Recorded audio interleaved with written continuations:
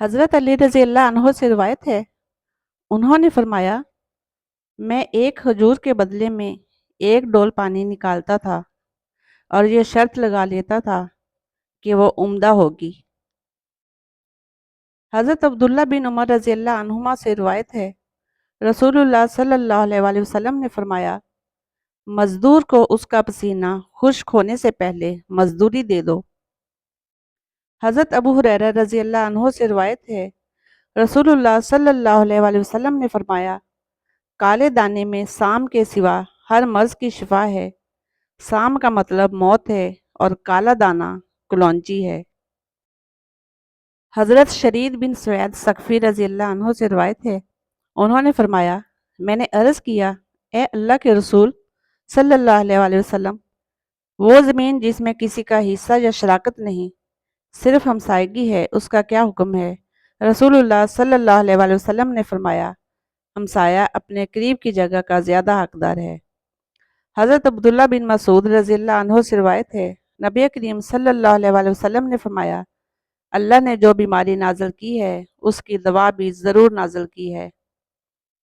حضرت انس بن مالک رضی اللہ عنہ سے روایت ہے کہ نبی کریم صلی اللہ علیہ وآلہ وسلم ایک بیمار کی عیادت کے لیے اس کے پاس تشریف لے گئے۔ آپ صلی اللہ علیہ وآلہ وسلم نے فرمایا، کیا تمہیں کسی چیز کی خواہش ہے؟ کیا تمہارا جی کیک کھانے کو چاہتا ہے؟ اس نے کہا ہاں، چنانچہ اس کے لیے کیک منگوایا گیا۔ حضرت ابو ہریرہ رضی اللہ عنہ سے روایت ہے، رسول اللہ صلی اللہ علیہ وآلہ وسلم نے فرمایا، جو شخص مہینے میں 3 دن صبح کے وقت شہد چاٹ لے، اسے کوئی بڑی آفت بیماری نہیں آئے گی۔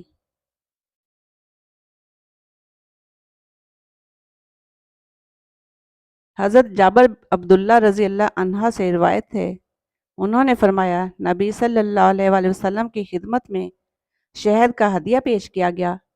آپ صلی اللہ علیہ وآلہ وسلم نے ہمارے درمیان ایک ایک چمچ شہد تقسیم کیا۔ میں نے اپنا حصہ لے لیا، پھر عرض کیا، اللہ کے رسول، مزید ایک چمچ لے لوں؟ فرمایا، ہاں لے لو۔ حضرت عبداللہ بن مسعود رضی اللہ عنہ سے روایت ہے، رسول اللہ صلی اللہ علیہ وآلہ وسلم نے فرمایا، 2 شفا والی چیزیں اختیار کرو، شہد اور قرآن۔ حضرت جابر رضی اللہ عنہ سے روایت ہے، رسول اللہ صلی اللہ علیہ وآلہ وسلم نے فرمایا، سوتے وقت عصمت سرما آنکھوں میں لگانا ضروری سمجھ لو، کیونکہ وہ نظر کو تیز کرتا ہے اور پلکوں کے بال اگاتا ہے۔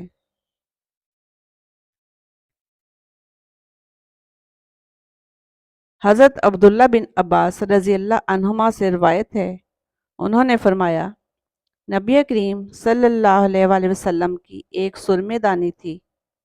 آپ صلی اللہ علیہ وآلہ وسلم اس سے ہر آنکھ میں 3 بار سرما لگاتے تھے۔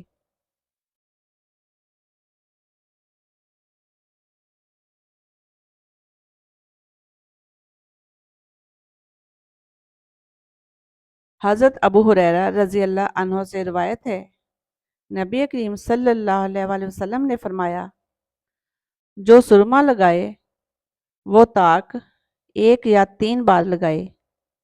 جس نے یہ کام کیا